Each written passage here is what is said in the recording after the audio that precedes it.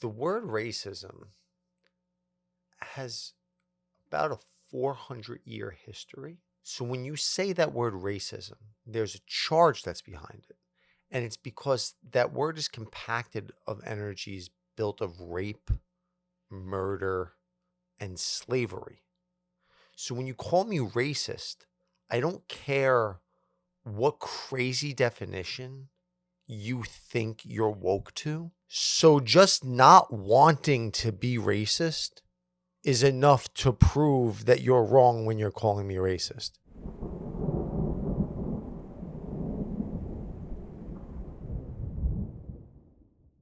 So this week you got called a Nazi. Mm-hmm. We also How SpaceX?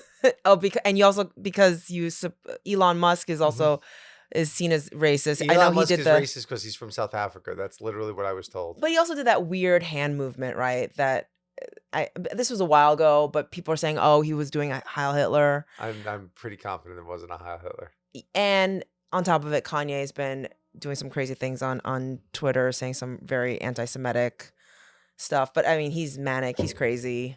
I think we're living in a day and age where it's entertaining though. Yeah, is his wife hot? I heard she was naked. Yeah, she looks very similar to Kim.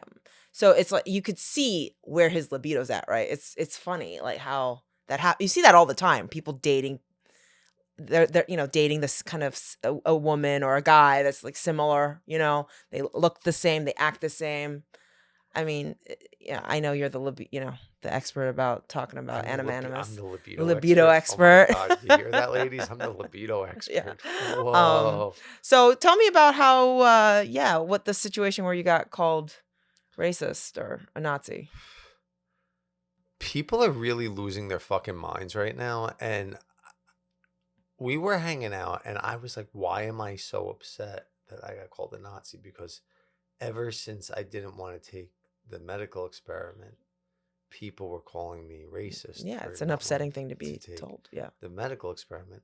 So whenever people call me racist or a Nazi now, I kind of enjoy it because it just makes me realize that I'm right. It's like, and I look at them oftentimes and I say, you live in a world where I'm racist. So when I'm trying to figure out if one of us is crazy, I've been called a white supremacist many times, and I'm not even a little bit white. So there's that too. Yeah. So I start wondering, I look at you and I just think skinhead. Yeah, that's me. That's right. So I was trying to understand why I was so upset by it. And then I said, there must be something bubbling in the collective that's actually rubbing against me. And then I realized, oh, RFK just got in. Yeah. Tulsi just got in. So half the country, well, less than half the country, because we really won the election. Oh, yeah, yeah. By a landslide. Yeah. Is probably losing their mind. Kash Patel is also a big one. Kash Patel he's in, right? Yeah. He's going to be in. So that's big. So this is what I came up with to understand how to conceptualize this. The word racism has about a 400-year history connected to this country. And it's connected to the most atrocious things imaginable. So when you say that word racism, there's a charge that's behind it. And it's because that word is compacted of energies built of rape, murder, and slavery. So when you call me racist, I don't care what crazy definition you think you're woke to. The charge that is motivating that is built on a foundation of rape, murder, and slavery. Yeah. So just not wanting to be racist is enough to prove that you're wrong when you're calling me racist. Now, there's still racially tense dynamics that unfold through the country. Racial uncomfortability, which I remember you saying. Institutionalized racism is gone. We're not allowed to be institutionally racist anymore. The last thing we have to deal with is racial comfortability. Well, I know a lot of people are going to say the people on the woke side, they like to bring up the police and unfair treatment of Black people amongst the cops. And those are things that we do really need to address.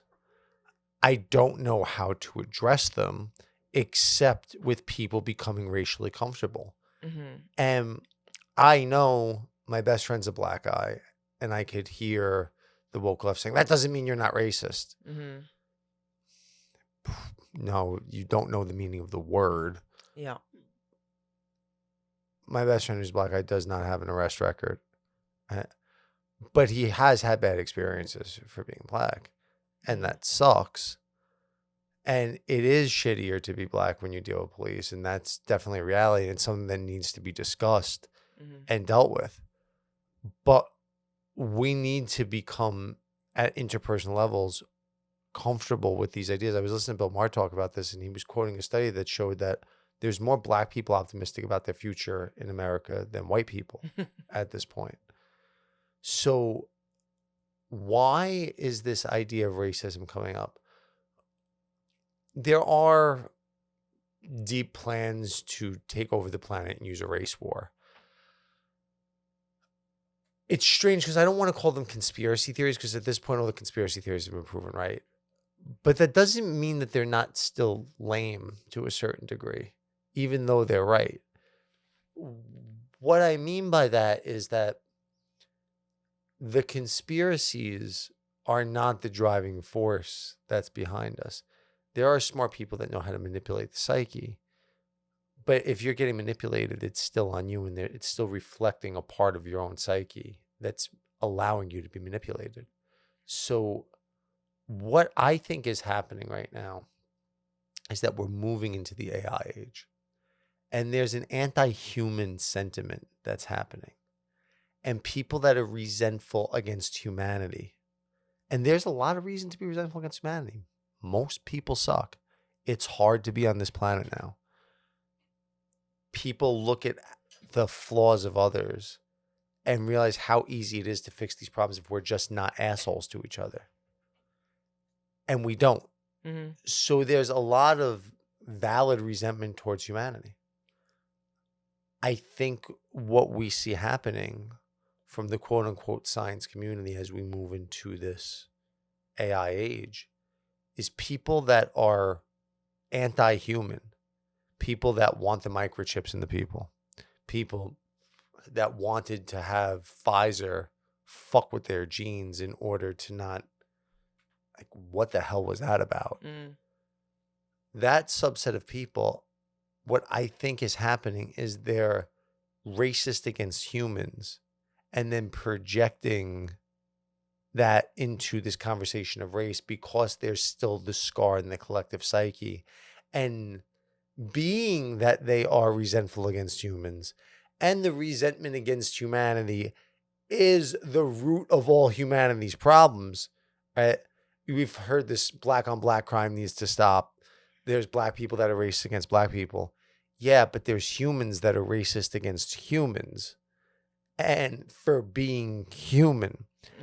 And that's really important to understand. Because we're human, we're susceptible to being flawed creatures. So the hatred towards humanity makes humans racist against humans. Sure. So what do we do about this? Especially when I oftentimes when I deal with people who are fixated on calling you or me racist, right? It's like talking to a brick wall. They're projecting all their shit, and you're trying to be there for people, but it's I realized more I try to validate that or try to prove that I'm not racist, the more you just sound ridiculous and crazy, and they don't budge. So how do you deal with this? Like, how do you? Because I think it's deep. It has nothing to do with the things that we're talking about. It has nothing to do with it has more to do with, I think, their upbringing, their value system. And I don't know, open dialogue, I get it. But I always feel like I find I hit a wall. with a lot of these people. Well, most of these people, you don't really have to bother talking to because they're just transient passers-by. But the larger conversation that's going on collectively, we need context for. The most important thing to realize when mercy and judgment are the right and left hands of God, they're one and the same thing. So when you judge somebody as needing mercy, you're realizing that they're psychologically not capable of carrying the resentment of humanity consciously, and realizing that it's up to them to transform this resentment. Because people want to be good, when their resentment is the source of the problem that we're going through, it's amazing to just project. It's such an easy out. You're racist. Yeah. And I'm not racist, so I'm a good person.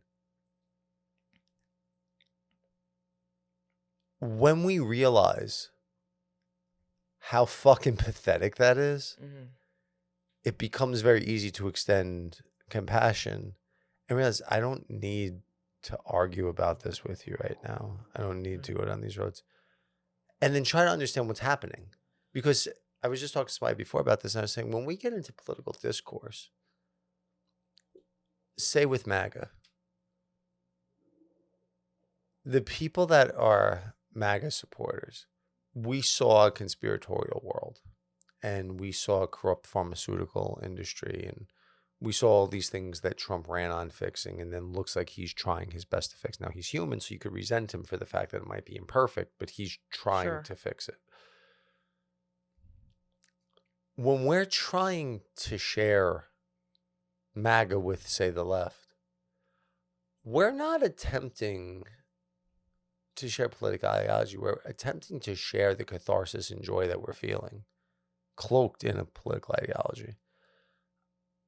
Say if I'm teaching somebody chess, is it chess that I'm really teaching, or are we engaging in a human life together? Sure. And that's with MAGA, I just found it's just so much fun. Like to be, I wish my liberal friends could be a part of it, because it's joyous. It's insightful. It's, for me, was just mind blowing, as somebody who was raised in New York City, to not knowing one Republican, and then all of a sudden, just my mind was blown. Like, oh, I get it now. Like I've always wanted to, and finally I understand what, where, like I all the misunderstandings I've had about whether it's, conservatives or Southern, or, having guns, these things like abortion. Like now I feel like I have this balance that I've never had before. And I just wish other people could share in that awareness, because it just makes the world better. It makes them better. No, but that's the answer in how you deal with it, right?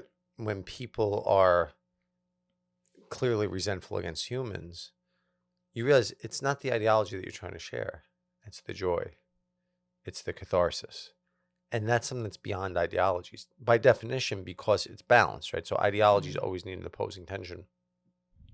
There is a space that's beyond the ideologies.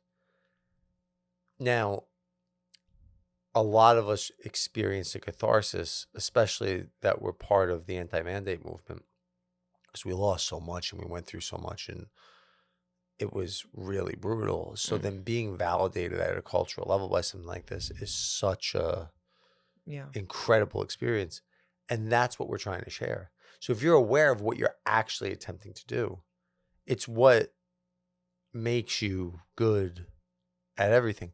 I was talking to Grandma today, and she said something that was really interesting. She mentioned, because I had one person that I helped lose more weight than professional weight loss coaches. Then I have people that I do therapy for. Then I have all my chat. And she was like, you're a really good teacher in like multiple different genres.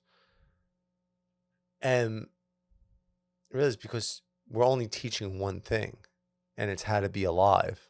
And then you use the thing as a medium to interact with.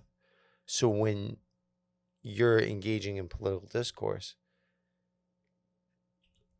if we could accept the radical situation that we're not actually discussing political discourse, we're discussing philosophies on how to be alive. I remember when Kamala was running, I have a real good friend that goes to NYU, and he was telling me, oh, this is just a joy campaign. She's running a joy campaign. And he was bubbly and he was bouncing all over the place. Now, she fell apart in 2 seconds.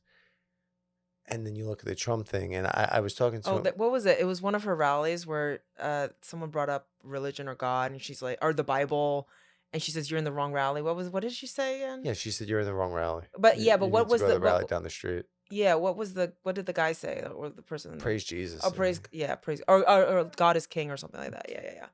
But it was really interesting to me when I was talking to him, because I said, if you go to a Kamala rally,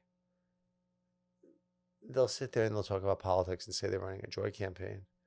But if you go to a Trump rally, they're sitting there chanting "Tampon Tim," Oh my God, it's so much fun. and it's the funniest shit imaginable. Yeah. And Trump is standing up there doing stand-up comedy.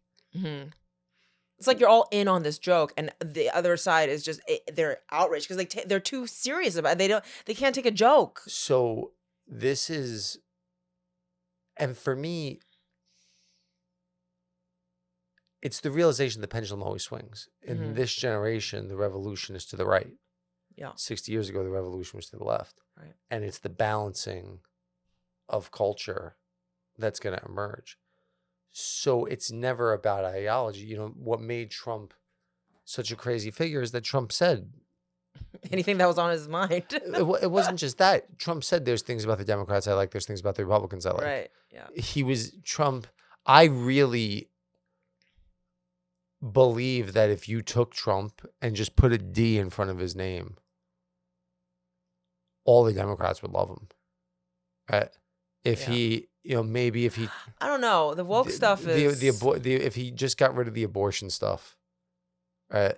If he just got rid of the abortion stuff, I think that most Democrats, look, he's anti big corporation. His policies, right? I mean, he put RFK in. Yeah. So this is a major thing, because Honestly, I actually think all the hatred that he gets serves him in the end. Because for me, it was like a big deal. I remember the moment where I watched one of his speeches, and I thought, wow, that's a really good speech. That's really unifying. And then New York Times, Rutgers, all these publications that I really respected, that I thought would tell the truth, would report properly, I saw them lie. Like, even the Charlottesville thing. When I saw the original the thing original, like his speech about we have to condemn the neo-Nazis completely, right?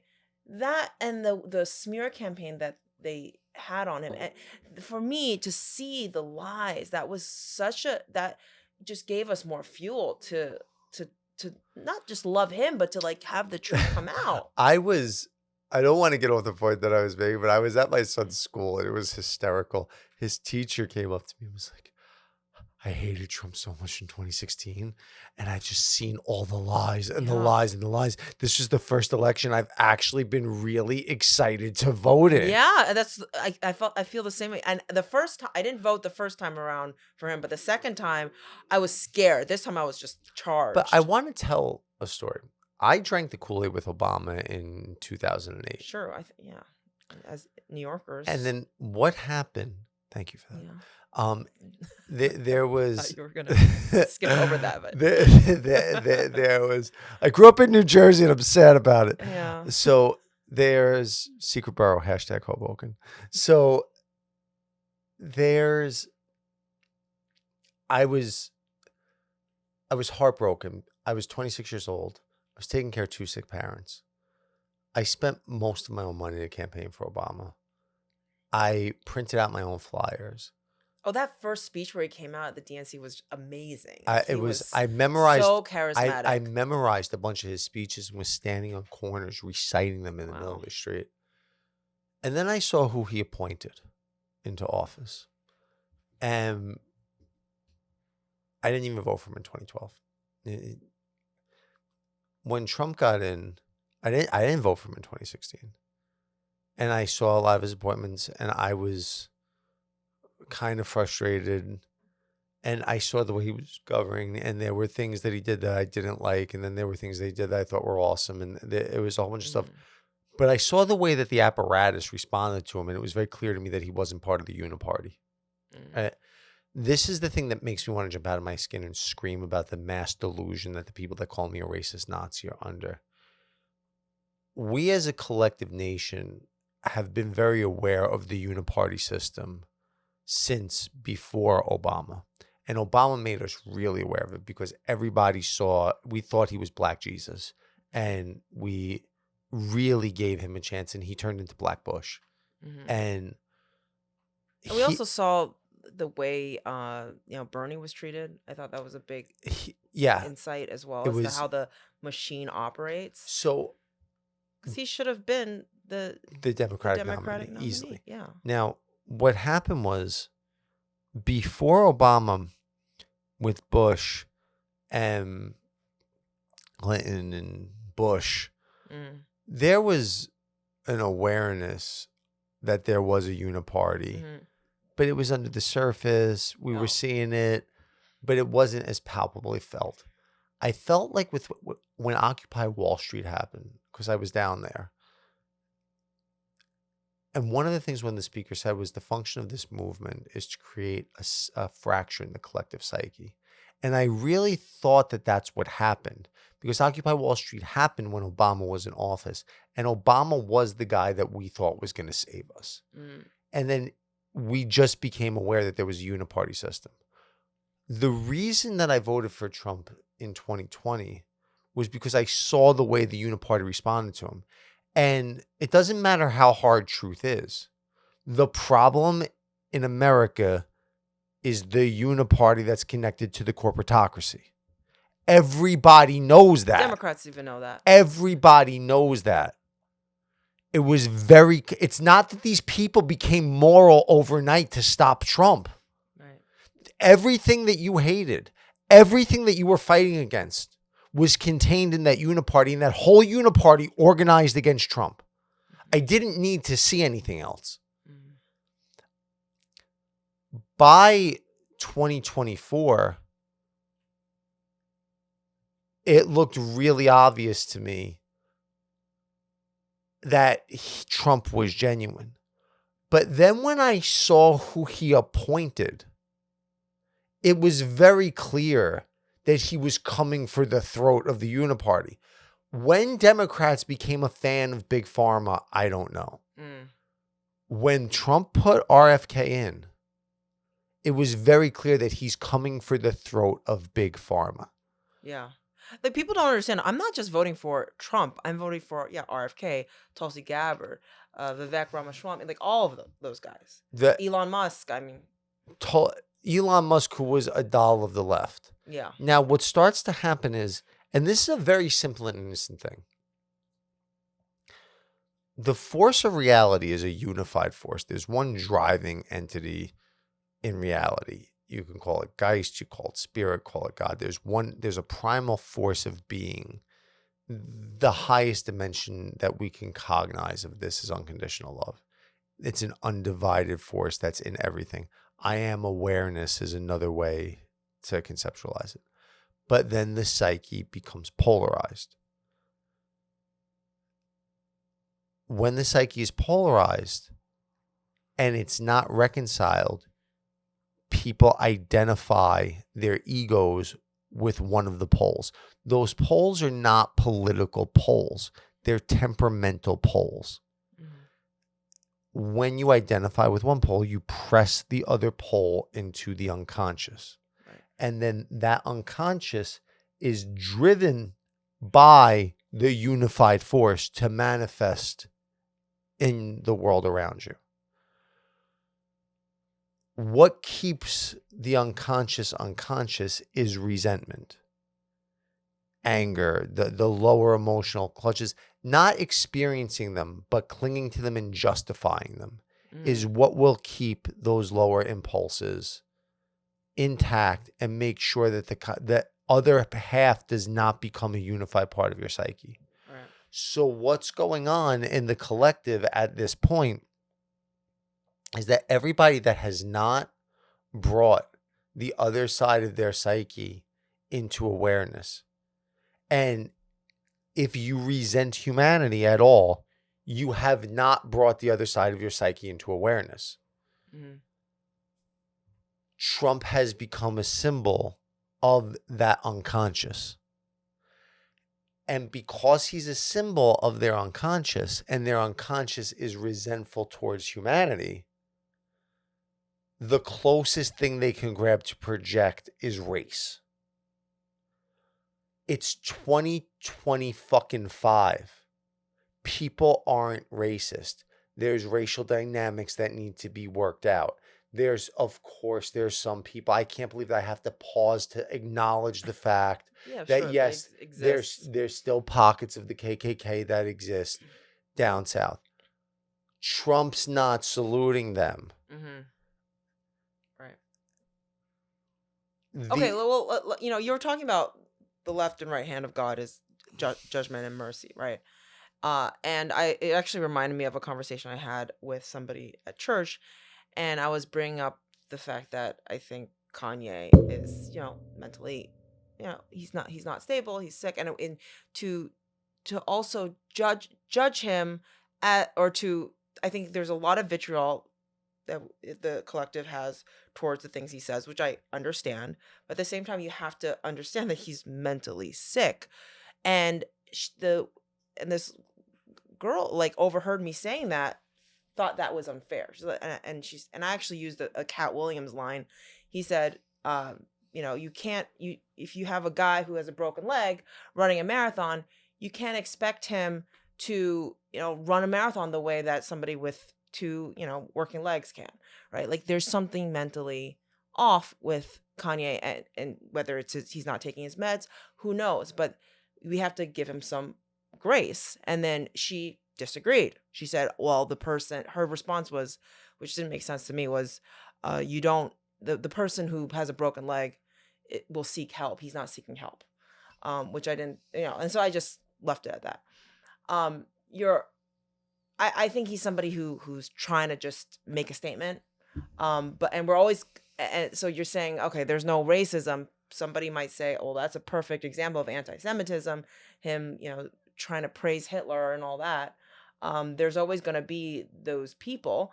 I think he's also a reflection of the fact that mental health is, we're not mentally healthy, whether it's the cell phones and all that. So how do we deal with those outliers? Well, what has to be understood is why it's such a charged conversation, because it gets to the nature of the resentment of being itself that lies at the core of the human psyche. When Kanye is entertaining, but nobody takes him serious. The KKK, did Trump make the KKK a terrorist organization? Like, I think he labeled them domestic terrorists. They're honestly a really sad organization. Like I wasn't there, but I remember for one of the shoots That's ChatGPT. we were talking about seeing the KKK, and they're like in these polyester outfits that they're sweating. They're just not. They're ridiculous. I mean, if they do exist, they're a group that's not to be taken seriously. Well, they would be taken seriously if they're hanging like kids. Well, that's not happening. Clearly, I don't know what their belief system is. I don't think they're going around and with horses burning, stakes at people's homes, but yeah, it's not a situation where they're terrorizing people like the way they did during the civil rights movement.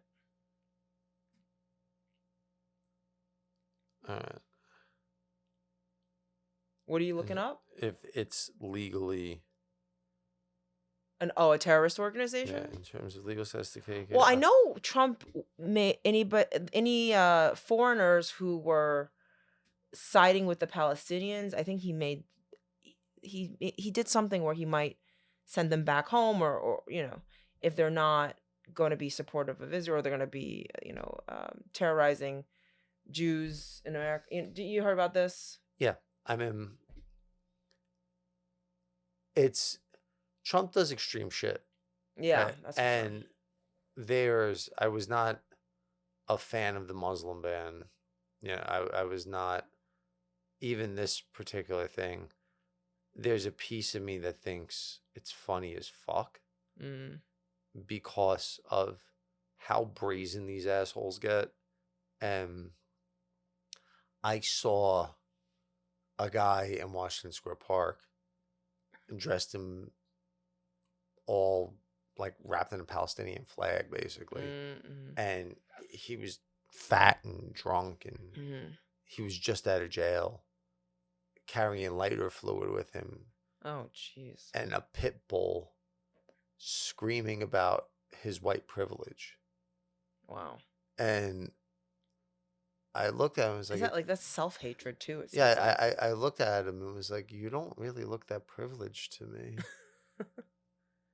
But the guy was ready to set people on fire. Why do you think a lot of the woke people, like a lot of people who fell for the Just for the woke record, stuff? ChatGPT said that the KKK is not labeled as a terrorist group.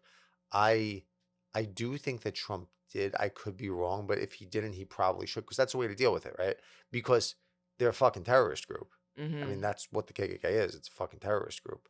Now, and I don't think that anybody in this country would disagree that they should be labeled a terrorist group. And that's why I get pissy when people use the term racist, because no, the overwhelming majority of people would say the KKK should be labeled a fucking terrorist Right. group. The KKK are racists. Now, I'm aware that there's unconscious racism. Or unconscious bias. I'm aware that all those things are there, but the charge on this term is connected to the resentment of being itself. Mm-hmm. So it's very clear to me that when we have an entire population that would openly want to make the KKK a terrorist organization, we've made incredible steps. You know, when we sit around and say we live in a racist civilization, you're ignoring the accomplishments of MLK and the whole civil rights movement. yeah.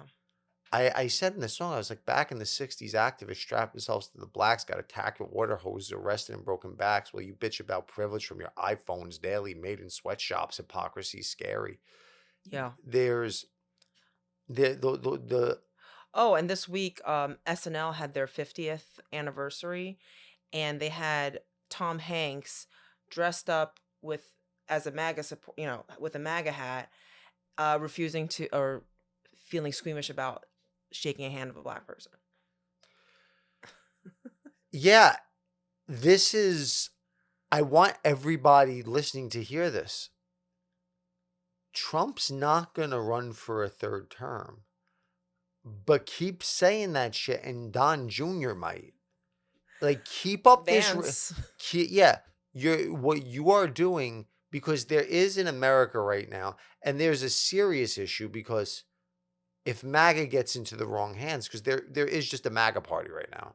You have in America the Uniparty and the MAGA party.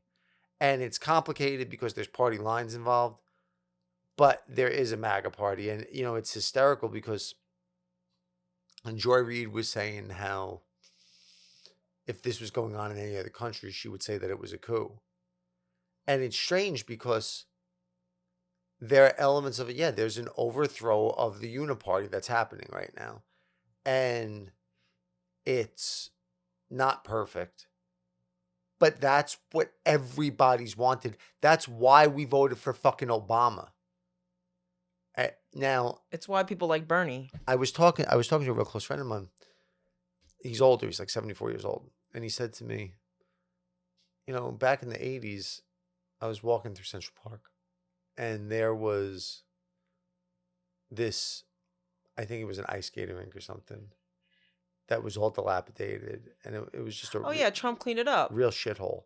And the city was there, and nobody was fixing it. And then I heard about this guy, Donald Trump, and supposedly he was going to fix it. And 4 months later, the thing was up and Yeah. running. So if you're not, and this I think is a real important point, if you could stop and think, well, what is it that MAGA people are seeing in Trump? I think it's obvious. We see a person that's offering to correct the uniparty, to eradicate the deep state, to eradicate the things that we all knew were wrong. Here's the thing. Clear the swamp. If you're not resentful towards humans, you'd say give him a chance, because the guy's had success in multiple different domains and the system clearly orchestrated against him. So this projection that goes on seems to me to be pretty immediate when they're screaming all this crazy shit. I said to my friend that was called, I said, you sound hysterical right now. You do realize I have a Jewish child. I speak Hebrew. Being a Nazi means you don't like Jews. Yeah. I get it that you're 43 and that was 80 years ago, but the term comes from anti-Semitism. There's also another thing that I see, which is, which Elon Musk talks about a lot, is meritocracy. And I use a lot of Disney films to break down like archetypes. And there's this moment in Pinocchio where Lampwick, who's the representative of Lucifer, the light bearer Lampwick, and he sort of brings Pinocchio under his wing. And there's this moment where they're in Pleasure Island, and there's the Mona Lisa that's like dilapidated, on the floor, and Lampwick uses the Mona Lisa to light a match, right? So there's this absolute disrespect towards, or actually a desire to destroy what is beautiful, right? And you look at a guy like Elon Musk, people what I hear a lot of people saying right now is, oh, he wasn't elected. He's, I mean, I heard even AOC call him unintelligent, which is hilarious because and he's clearly started from, like, he built PayPal from sleeping on a couch. He didn't, he has an incredible story. I recommend people really look into like how he almost lost SpaceX and Tesla, but he is clearly a genius. He achieved heights that I don't think I don't know if anyone's It's achieved. not just that he's cross-paradigmatically successful. It's not just that he's the richest man in the world, right? It's that he's also an autistic person that's incredibly socially nimble. Right. Right. But then it's the desire to tear down what you cannot achieve, or something that you don't feel that is achievable, right? The desire to pull down, and there was actually also a moment during, I think, COVID, where it was, I think, in England, where these activists threw soup at, like, I don't know, a Monet or something. It's the desire to destroy what is accomplished, like something that they cannot accomplish themselves. And I think that is also something that people don't want to ever admit, right? It's like, as a woman, you see a girl that's like prettier than you, that has more whatever, like, guys fawning over her, is like, I can never be that pretty, I can never be that, like, desirable, right? Or I don't know, a guy who has like all these cars and money, and then all girls flocking around, and then the guy feels all like inadequate, right? Like, I think, and wanting to destroy what he feels like he can never become, right? I think that's something that is in human nature that we don't want to admit resides within us, right? But is clearly there, and you see it all the time. So it could be a bit of that as well. And the interesting question is, does the Trump phenomena fix that? Because there's just this bombastic character that I you don't can't. think there's a parts of human nature that it's not Trump's responsibility to. No, it's not. to No. So but take the care thing of. is that I saw so many people that hated Trump earlier turn around and start voting for Trump. So the question becomes,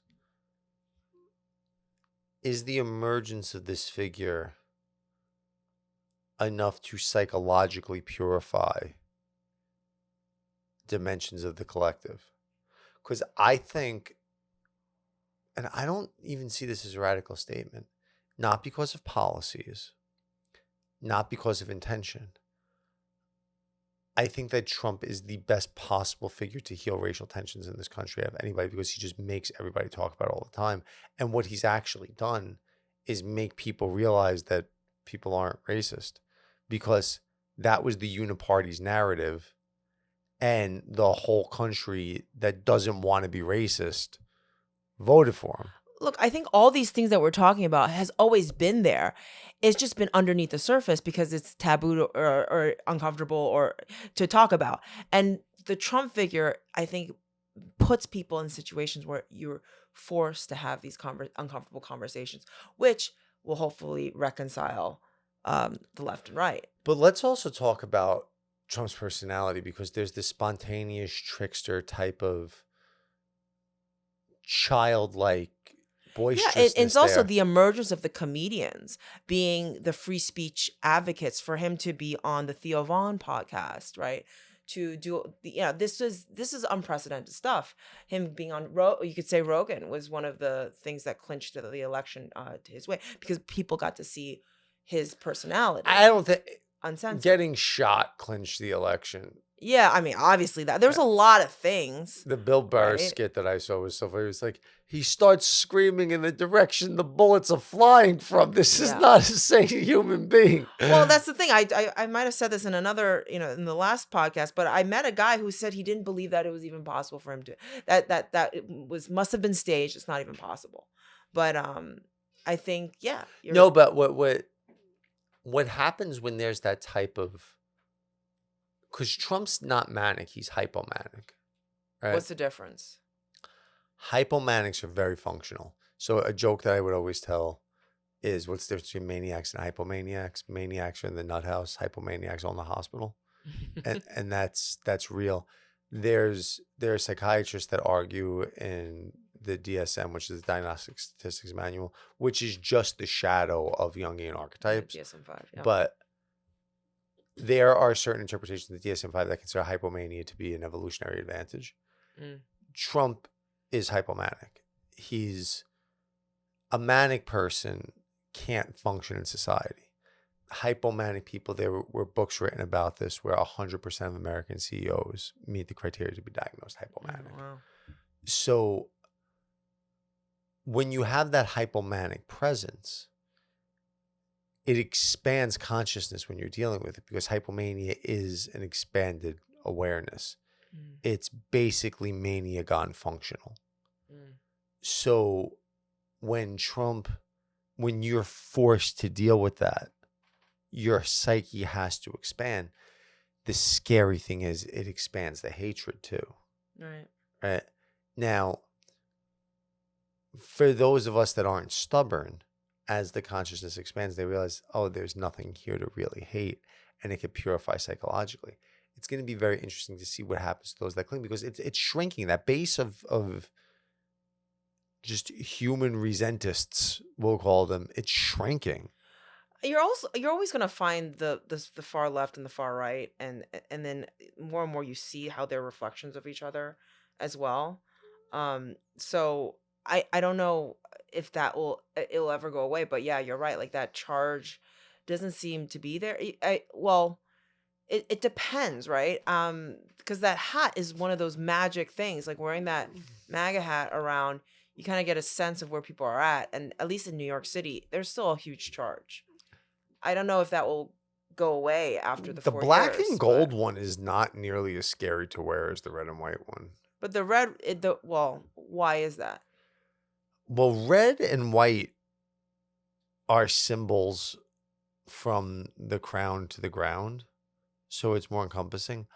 But that is the hat that Trump was wearing at first. Now they're in the black MAGA hats more often. What do you think that symbolizes? It's dark MAGA. I mean, I don't necessarily even know. I mean, they've been wearing the black ones. I mean, they fashionably look better. The black and gold just looks better. Sure. The red and white has a shitty feel to it, but the red and white is the symbol of Trump. If you walk down the street and you see a person in a black and gold hat, you don't think MAGA.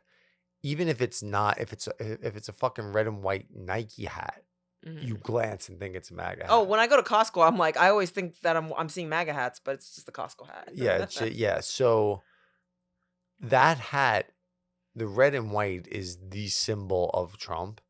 And I was talking to Grandma and Grandpa about it. I think it's a 15-1 positive to negative reaction. Yeah. The thing is that one person that says something is ready to fight you over it, Oh yeah. which is really pathetic because, Mm. again, without It's a collective hat. resentment, it's not, well, no, it's not a hat. It's a symbol. It's a symbol. It's a psychologically charged symbol of the movement, Yeah. right? It's way more than a hat. Sure. It's It's a it, magic hat. it's a fucking head-based nuclear weapon, right? Now, the thing is,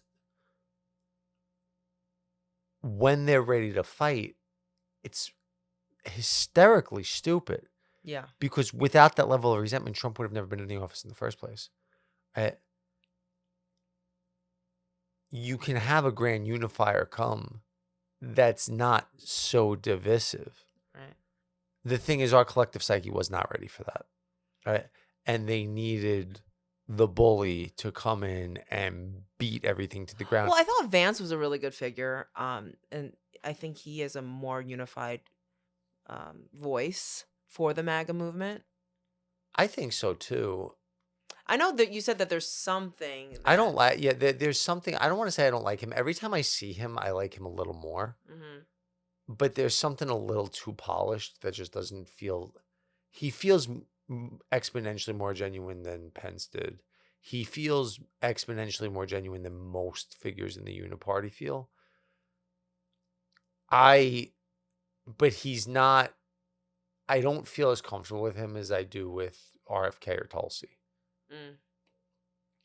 And Well, you've also been seeing them longer. It just in it's mainstream possible, media. but it's also, he was not necessarily a MAGA figure. I don't know. I could be wrong. He sort of he came out of nowhere, yeah. I like him more than I like most And I politicians. also liked his debate, than Yeah, but it's Trump's. very, very easy to debate when you're right. Yeah. If you're reasonably intelligent and you are right, it's really easy to debate.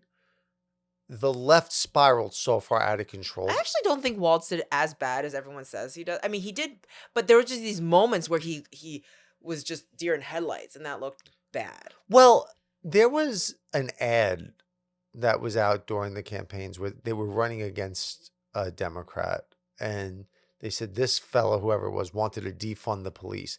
And then they showed the guy answering the comment. He said, "Oh, that was something stupid I said when I was younger." Mm. Now, meanwhile, dude, it was like 3 years ago. But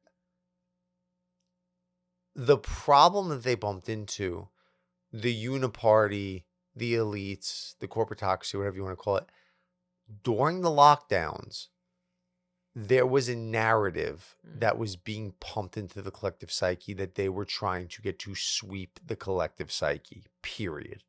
It was Soros funded. It was uniparty backed. It was science validated. Sure. And there was a homogeny between science, gender, and race Yeah. that was trying to be shoved down everybody's throat. What happened was it didn't get bought.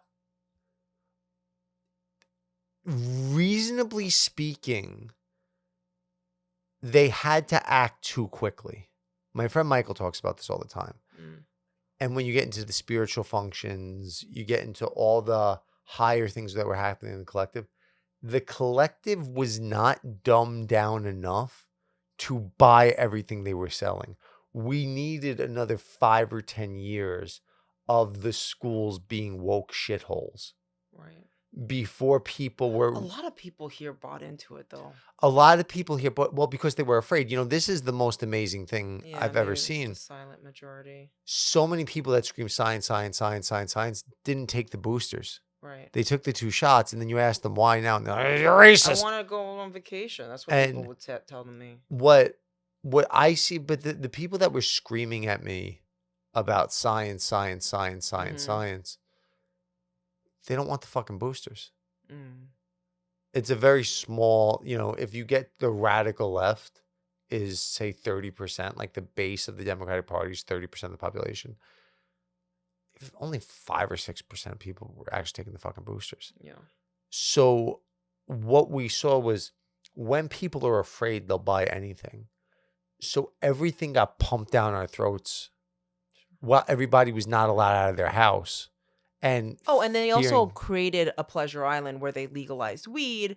They gave you incentives, Pornhub, that you could get the elite prescription, like subscription for free. What is it? It was just, you can't go to your AA meeting, but you can go to liquor stores. That was essential business. I mean, they it was all the markers, and this kind of goes back to Pinocchio too. Like that was the movie for me that got me to be completely like, was like, this smells fishy. This is all bad, bad, bad, bad. no, and that's the amazing thing, because it wasn't being a conspiracy theorist. It was looking at archetypal psychology. Yeah, That that's what it did. Yeah, that's how I you could see, got away with it. and it's an amazing thing for me because, again, I used to be a conspiracy theorist. Now it's just they've all been proven true, Right. right? So the important thing isn't the conspiracy theory; it's how do you actually not fall into the traps of these things, and it's by bonding with the archetype. Yeah. And it's by walking down the hero's path that you become strong enough to oppose the entire mob effect. What happened for those that weren't on that journey, when they got scared shitless and told, if you leave your house, you're going to fucking die and kill people because you're going outside and breathing. Mhm. When you're told by those same people that are now your saviors, Pfizer is now your savior, Fauci is now your savior, Cuomo is now your savior. These people are the figures that you're bonding to for your fucking salvation, literally. Now, And mind you, when I got arrested for not wearing the mask, the guy who arrested me was, as he's arresting me, saying, "I don't believe in these masks either." Then why are you acting like the Gestapo and arresting me for it then? Yeah. Like, it's just, and we actually went viral for this one, for when we went and did a sit-in at Applebee's, and we got the cops crying because we said to them, we called to their morality, right? I said, is this what you wanted when you were a child and you grew up, you thought you wanted to be a police officer? Did you ever imagine that you would be arresting the citizens, the children, making children cry, and you'd be, in order to what, protect an Applebee's? Like, this is so pathetic. No, and it was really funny when Biden was in town and we did a protest, and there were 100 cops in front because they had to be there for Biden. And I had the microphone and I was saying similar things to them, like, you don't believe this. I forget exactly what I was saying. The cops were standing there, head up, because they were fighting tears. Yeah.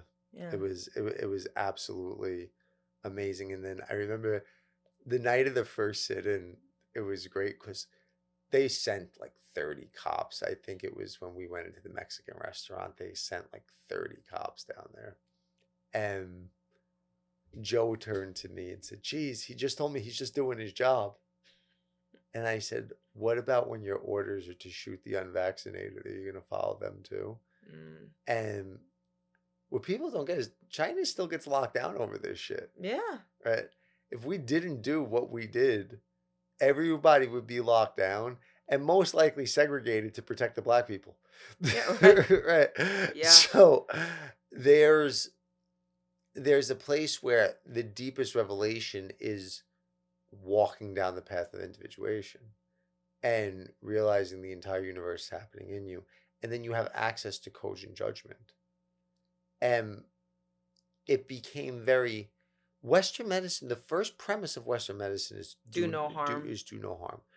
So Western medicine, from that perspective, has no business in preventative care, because when you talk to anybody that calls you an idiot and says you don't understand how vaccines work, all medical treatments are going to have side effects, you're in violation of the first principles of Western medicine. If you should be sticking that in your arm, knowing that it does harm, you're not allowed to do that and still be a doctor. Now, that is a first premise argument against vaccines. I'm not necessarily saying that I would be unilaterally against vaccines. I'm saying if you're arguing from first premises of Western medicine, you have to make a vaccine that does no harm, or you are not in alignment with Western medicine. Now, what's happened is we have abandoned, and the reason that that's so important to pay attention to is because you are experimenting on healthy people. You don't know what's going to happen. Healthy people are going to get hurt for the common good, and that's the argument. The problem is the modality of medicine that you're using's first principle is you're not allowed to do that. Now, if somebody comes in and they have a gunshot and you have to do a surgery and maybe something goes wrong, you're doing less harm than they're in. But when you are wounding the healthy, Right. you are in violation of the tenets of Western medicine. So that has to be considered at the archetypal levels when these things are getting mandated. Now, you can make an argument that says there's more benefit than there is downside. That's okay, fine. And then we could have a debate about that. But when you start mandating something, coercion, you are now in violation the Nuremberg codes and violation of archetypal principles. So you don't need Facebook or YouTube to analyze these situations. You're not subjected to misinformation because there's an archetypal pattern that's present, and you always go back to the first premise. Now, the problem with going back to the first premise is when you do so, the conclusions are always going to be defiant of sociological norms and desires because most people are not operating from first premise. Right. So, and operating from first premise can drive you absolutely crazy. Right. But it doesn't matter because if you're not operating from first premise, you're not thinking. So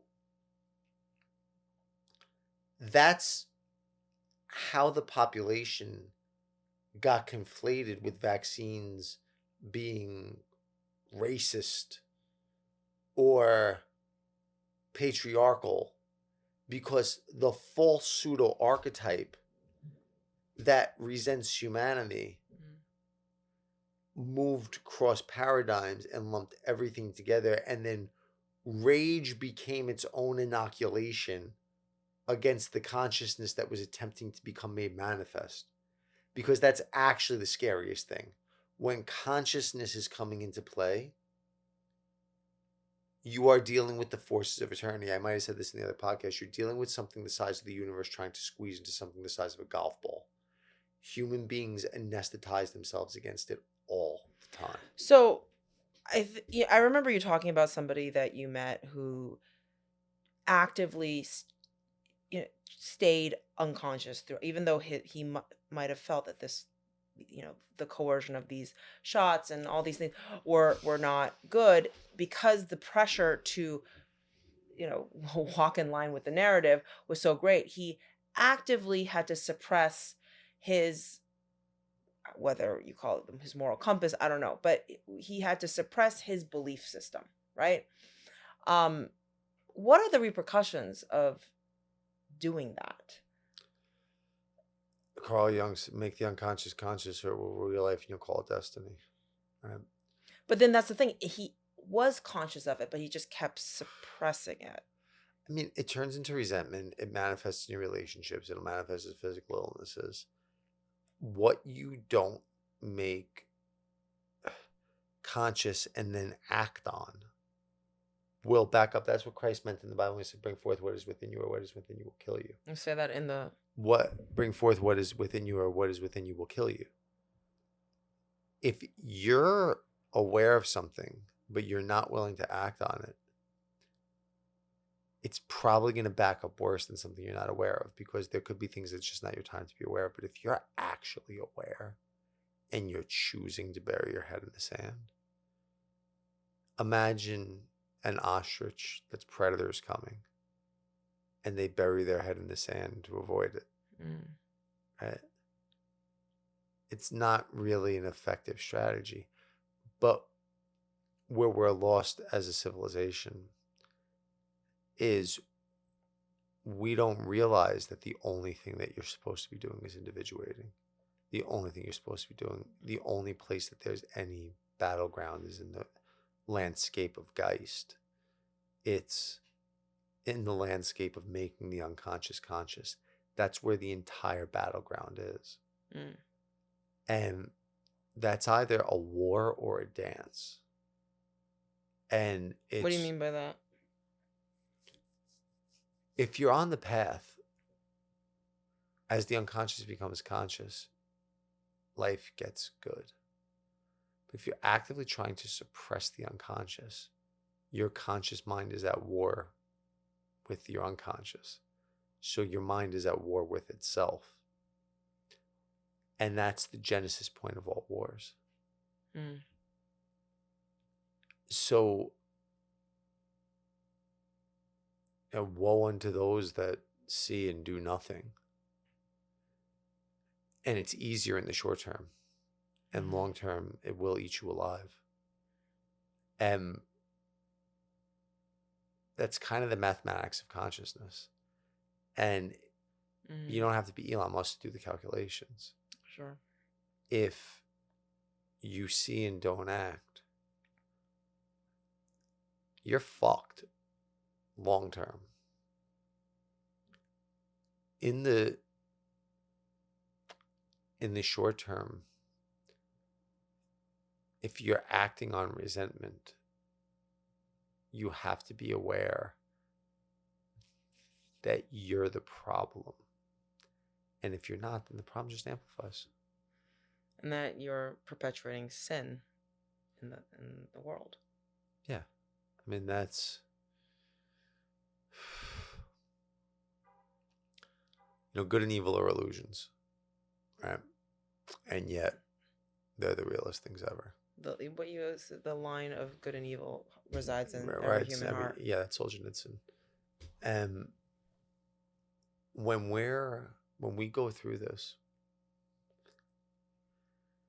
that is the perpetuation of evil. And it's amazing because we don't understand the power that we have. And the power that you have that you don't claim gets claimed by the dark side. Right? And it gets claimed by those that want to abuse you. And then it slowly weakens you. So there's nothing you can do to stop it. See, and that's again, America was almost cooked. Everybody was fat. Everybody was sick. And that woke ideology was gestating. But I agree with my friend Michael that says this all the time. That the deep state uniparty, whatever you want to call it, they thought Clinton was going to win the election. When Trump won the election, it sent them into a shock mode. And it made them have to deploy their plan too quick. And the people weren't ready. So now they're in trouble. Because the whole apparatus is going to get cracked. And that's what happens if you let resentment rule your psyche. It doesn't matter, and it's the idea too of intellect above all else. Because you could plan everything out forever. You'll never be able to see everything. And if you're not on the right side of eternity, if you're not moving, because love thoroughly practiced is enough, but it has to be fully practiced. Because if love masquerades as compassion and peace, you won't confront your own resentment strong enough. But when the raging part of love is known, the unstoppable part of love is known, that will make its will manifest no matter what, you will find your resentments. And when you find them, you purify them for the entire planet.